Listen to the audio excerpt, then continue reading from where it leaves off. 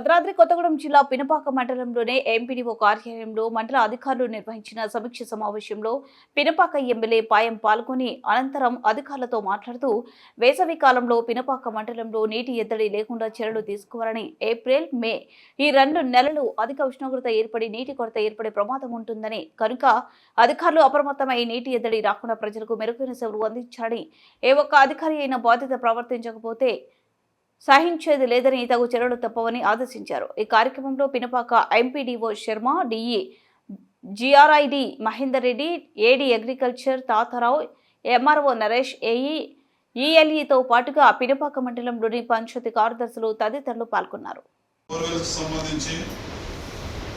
Single base model సంబంధించిన spares కానీ 3 base model సంబంధించినటువంటి స్పేర్స్ కానీ లూయిస్ వాల్యూస్ సంబంధించి టెంపరవరీ మనం డబ్బులు కేటాయిస్తే ఈ ఎండాకాలం ఏ రకంగా బయటపడతామో వాటికి సంబంధించి కూడా మొత్తం నివేదిక తీసుకొని ప్రభుత్వం దృష్టికి తీసుకెళ్ళి కలెక్టర్ గారితో కూడా మాట్లాడి ప్రభుత్వం వెంటనే మన జిల్లా కలెక్టర్ గారికి ఎండాకాలం నీటి ఎద్దడి నుంచి బయటపడడానికి ఈ నివేదికల ఆధారంగా కావాల్సినంత డబ్బు గవర్నమెంట్ కలెక్టర్లకు ఇచ్చింది. అవసరమైతే నా నిధుల నుంచి కూడా నాకు ఎప్పటికప్పుడు మీరు కోఆర్డినేషన్ ఉండాలి, కావాలంటే నా నిధుల నుంచి కూడా నేను ఇస్తాను.